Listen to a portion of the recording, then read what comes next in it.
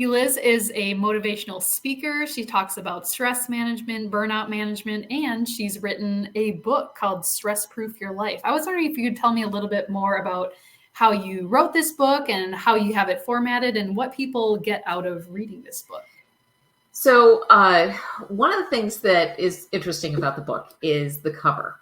And the first book in this series I wrote was Stress Proof Your Heart. And there's a heart in the vise, which makes perfect sense. But then when we got here and tried to figure out what are we going to put in the vise, it was really hard. And one of my friends who's an artist recommended the balloon. And I'm like, I like a birthday balloon? That doesn't really make any sense. And she's like, no, think about it. If you're going to squeeze a tightly inflated balloon, it makes that squeak noise. She's like, that's what you're talking about. It is, how do you let some of the air out of the balloon so that it's able to withstand the outside pressure? And I'm like, you're right. That's exactly what I'm talking about. That's totally it. So if you have a lightly inflated balloon, you can like squish it, you can sit on it and it's not going to pop, right? That's what resilience is that ability to withstand the outside pressures, because there's always going to be stressors in our environment that we can't avoid. There just are. That's life.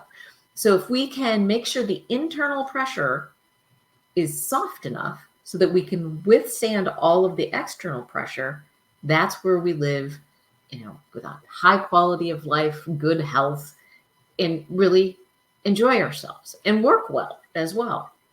So the idea is that when our brains detect a stressor in our environment, all kinds of things happen in our body, and our cortisol level goes up. That's that internal pressure. It goes up when we need it, goes down when you don't. It goes up and down and up and down. Some people will talk about living stress-free. I don't believe in that, because your body doesn't know the difference between, a potential car accident and a surprise birthday party. It's the same reaction that happens in your body. That cortisol level goes up. And so if we didn't have stress in our lives, it would be boring. Right. And there's good stress and there's not so good stress. Right. It's how long does that cortisol level stay up? How long is that internal pressure really high? If you're in a situation in a crisis, yes, you need all of that.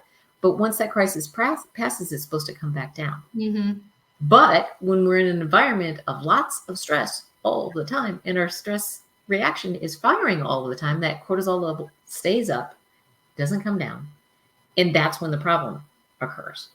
So the whole book is really about how do you recognize when you've kind of reached that point when you need to let some of the pressure out.